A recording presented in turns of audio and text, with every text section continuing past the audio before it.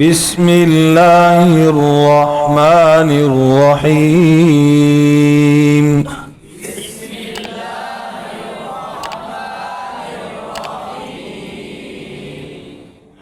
نورانی قاعدہ تختی نمبر 2 مرکبات. تختی نمبر 2 مرکب لکھنے میں اکٹھے ہیں. اس تختی کا مقصد کیا ہے؟ اس تختی کا مقصد یہ ہے کہ ایک حرف کی مختلف شکلیں بچوں کو دکھانا اور سمجھانا مقصود ہے. دوسری بات، اس تختی کا مقصد ایک حرف کی مختلف رسمیں مصحف عثمانی کی رسم کے مطابق دکھانا اور سمجھانا مقصود ہے. پہلا عوامی، دوسرا علمی، دونوں الفاظ میں نے لکھوا دیے. سمجھ گئے جی؟ اب اس تختی کو پڑھتے ہوئے ایک جو عام سوال آتا ہے کہ حروف کو لمبا کرنا ہے کہ نہیں، تو ہمارے استاد محترم قاری سعید صاحب رحمۃ اللہ علیہ یہی فرمایا کرتے تھے کہ ہر تختی کا مقصد ہوتا ہے. یہاں مقصد یہ ہے کہ ایک حرف کی مختلف شکلیں ان کی پہچان کروانا. لہذا پہلی تختی کی طرح اس کو زیادہ لمبا کر کے بھی پڑھنے کی ضرورت نہیں ہے. ایک بات. دوسری بات یہ ہے کہ کچھ حضرات لمبا کر کے پڑھتے ہیں، مثلا لام الف، تو کوئی حرج نہیں، کوئی گناہ نہیں ہے، بالکل ٹھیک ہے. تو اب یہ بات آپ کے علم میں آ گئی. کوئی اس طرح پڑھا رہا ہے تو بھی ٹھیک ہے، اگر کوئی یوں پڑھتا ہے لام الف تو یہ بھی ٹھیک ہے. لیکن کم از کم ایک بات جو دونوں میں اجتماعی ہے کہ حرف کا نام پورا ہونا چاہیے. اگر کوئی یوں پڑھتا ہے لم الف بلم با تو یہ والا غلط ہے، یہ طریقہ ٹھیک نہیں، کیونکہ اس میں حرف کا نام پورا نہیں آ رہا. تو جو غلط ہے اس کو سمجھنا ہے. باقی لوگ ہمارا بھی ایک طریقہ صحیح ہے، اس کے علاوہ کوئی اور طریقہ ہے وہ بھی صحیح ہے، تو اس کو بھی سمجھنا ہے کہ اس پر غلط کا فتویٰ نہ لگا دے. تو تھوڑا سا ذہن وسیع ہوگا علم کی وجہ سے. جب علم کمزور ہوگا تو آپ کا ذہن خود بخود محدود ہو جائے گا. علم وسیع، آپ کا ذہن وسیع، سوچ وسیع، یقیناً اور بہت سے لوگوں کے آپ کے دل میں جگہ ہوگی پھر انشاءاللہ. بات سمجھ آ گئی جی؟ اب اس کی میں ایک دو مثالیں عرض کروں. ایک مثال تو یہ ہے جیسے مثلا کاف، ٹھیک ہے جی؟ تو یہ کاف کی مختلف شکلیں نظر آ رہی ہیں آپ کو؟ اس میں نظر آ رہی ہیں، اس میں آ رہی ہیں، ٹھیک ہے جی؟ تو کاف با ایک علیحدہ شکل ہے، دوسری کاف با اس کی علیحدہ ہے. کاف الف ایک اور ہے، دوسرا کاف الف اور ہے، پھر با کاف تا کاف درمیان میں ہے تو وہ اور ہے. ایک علیحدہ کاف لکھا ہوا ہے اس کی شکل اور ہے. سمجھ آ گئی بات؟ تقریباً 6-7 شکلیں ایک حرف کاف کی ہیں. ہاں کذا اسی طرح جیسے ہم پڑھتے ہیں حمزہ، آگے اسی قاعدے کے اندر تختی میں حمزہ کے اوپر الف لکھی ہوتی ہے، حمزہ کے اوپر واو لکھی، واو کے اوپر حمزہ لکھا ہے، یا کے اوپر حمزہ لکھا ہے، نظر آ رہا ہے؟ اس کو بعض پڑھتے ہیں حمزہ بشکلی الف، اور میں عرض کرتا ہوں حمزہ بصورت الف. حمزہ جب ہم کہتے ہیں بشکل تو کسی کو کہا جائے اس کی شکل دیکھو تو عجیب سا لگتا ہے، تو ذرا اور ادب والا لفظ آ جائے. حمزہ بصورت الف، حمزہ بصورت واو، حمزہ بصورت یا. سمجھ آ گئی بات؟ تو یہ میں نے 2 مثالیں دے دی، جیسے کاف اور اسی طرح حمزہ. ٹھیک ہے جی؟ یہ حمزہ کی 3 صورتیں، اسی طرح کاف کی 5-6 صورتیں.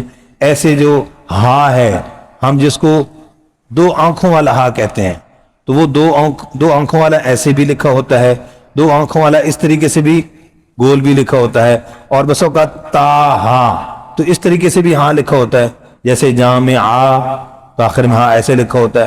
تو وہ جو ہاں ہے کیا ہے؟ 2 آنکھوں والا، جس کو ہا کی آواز سے پڑھا جاتا ہے، آواز سے. تو اس کی بھی مختلف شکلیں ہیں. وہی ہا جب درمیان میں آتا ہے تو کیسے ہوتا ہے بھئی؟ جیسے بس اوقات با ایسے بھی لکھا ہوتا ہے، اور بہیم ہوتا ہے جیسے تو یہ چھوٹا سا شوشہ نیچے ہوتا ہے، اس کے نیچے لگائیں یا نہ لگائیں، لیکن اس کو بھی کیا پڑھتے ہیں؟ با ہا میم، ہے نا بھائی، با ہا الف وغیرہ. تو یہ میں نے مختلف آپ کے سامنے اس کی صورتیں عرض کر دی ہیں. ٹھیک ہے. اب خیال رکھنا دو باتوں کا، ایک حرف کا نام پورا ہو، بالکل چھوٹا نہ لیا جائے، اور دوسرا یہ ہے کہ موٹے اور باریک جو حروف ہے ان کا خیال رکھنا ہے. جیسے پہلی تختی کے اندر حرف کو موٹا پڑا ہے، نرم پڑا ہے، باریک پڑا ہے، تو اسی کا خیال رکھ کے پہلی تختی کے مطابق ہی اس کی مشق کرنی ہے. سمجھ آئے گی بات؟ اگر دو حرف اکٹھے کہیں پہ مل رہے ہوں گے تو وہاں پر غنہ یا اخفا بولی کیفیت نہیں ہوگی بالکل علیحدہ علیحدہ. جی دیکھیے ایک چند حروف کو پڑھنے لگے ہیں، جیسے الف لام الف، ہاں یہ نارمل ہے، اتنی مقدار. با الف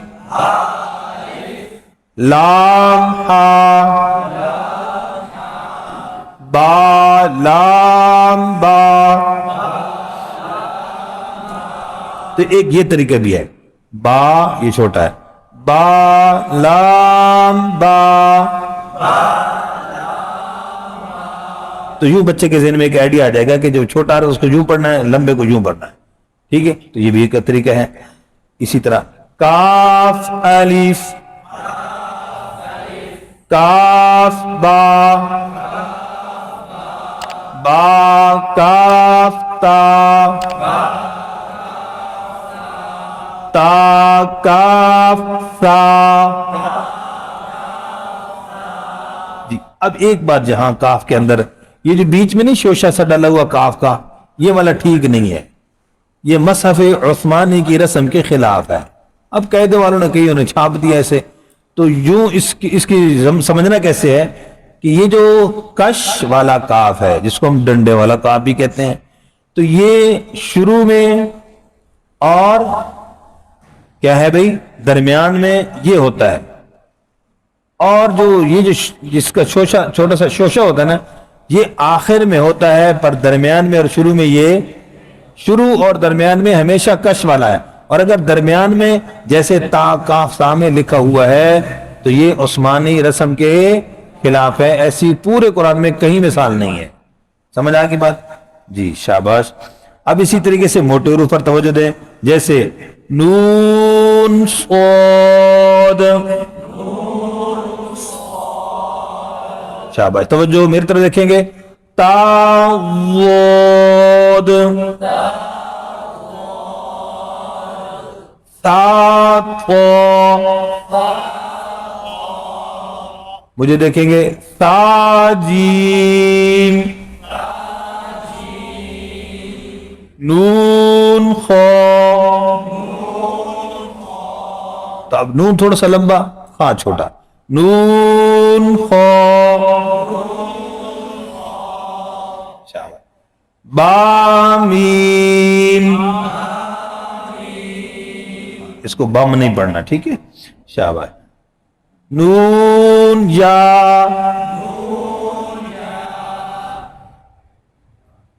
سا لام،